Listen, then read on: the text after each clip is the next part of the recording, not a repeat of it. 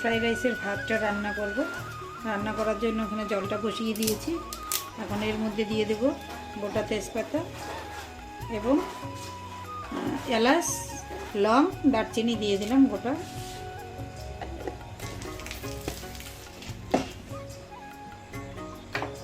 এর মধ্যে একটু দিয়ে দেব সাদা তেল, যাতে রাইসটা ঝরঝরে হয়।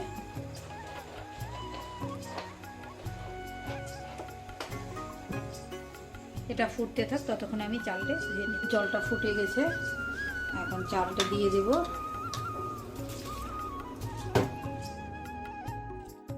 বেশি হয়ে গেছে, একটু নামিয়ে নেই। অনেকটা জল বেশি হয়ে গেছে, জলটা বেশি তো।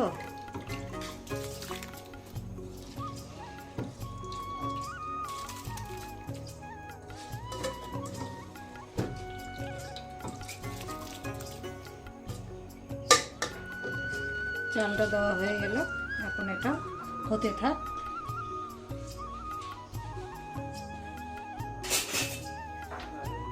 এটা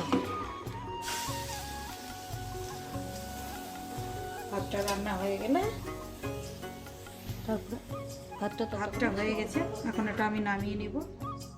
সব সবজিগুলো আমি একটু ভেজে নিব। এখানে কড়া গরম হয়ে গেছে, এর মধ্যে দিয়ে দিব সাদা তেল আর ঘি। এই সাদা তেল দিলাম আর একটু ঘি দেব।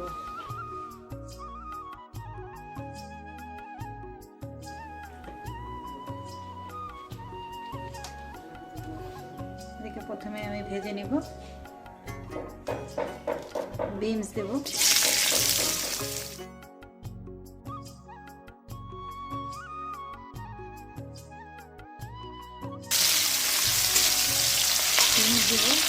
রেড বেল পেপার দিলাম, ক্যাপসিকাম দিলাম, येलो বেল পেপার দিলাম,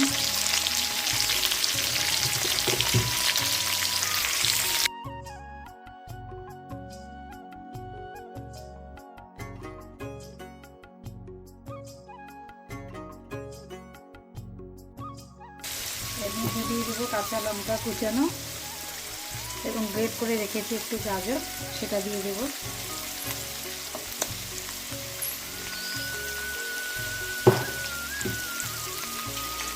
আর একটু আদা দিয়ে দেব, সামান্য ফুটিয়ে দিলাম ফ্লেভারটা ভালো আসার জন্য। তারপরে এখানে দিয়ে দিলাম কাজু দিয়ে দিলাম। এর মধ্যে আগে দিতে হতো, ভুলে গেছিলাম। কিশমিশ দিয়ে দিলাম।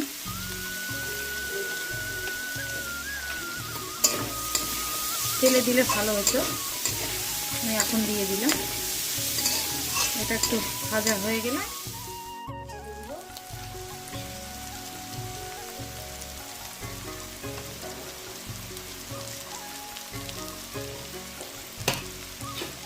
গ্যাসের ফ্লেমটা লোতে করে দিলাম, যে রাইসটা আগে ঢেলে দেওয়া হয়ে যায়।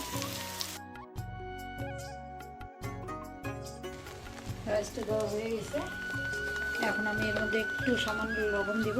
আমি ভাতটা রান্না করার সময় একটু লবণ দিয়েছিলাম, মনে হচ্ছে কম হবে, একটু লবণ দিয়ে দিলাম। বেশি লবণ দিলে আবার ভালো লাগবে না, এটা একটু মিষ্টি মিষ্টিও ভালো লাগে।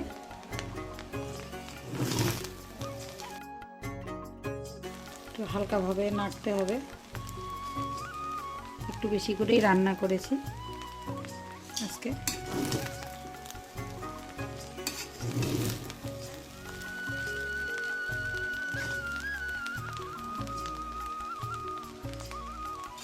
এরপরে চিনি দিয়ে দেবো এখন।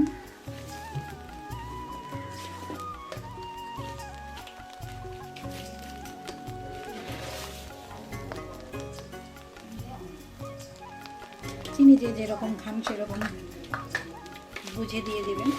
আমি যেরকম খাই সেরকম বুঝে দিয়ে দিলাম।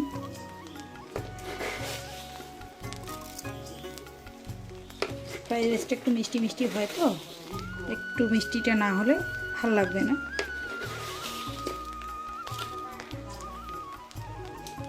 দিলাম এইটুকু।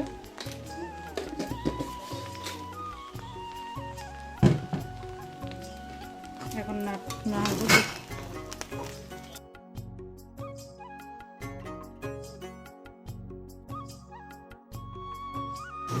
কড়াটা একটু ছোট হয়ে গেছে, নাড়তে একটু অসুবিধা হচ্ছে, যেহেতু একটু বেশি পরিমাণে রান্না করেছি তাই।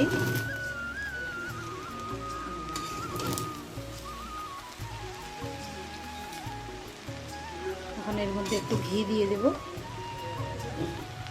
আর একটু ঘি দিয়ে দেব।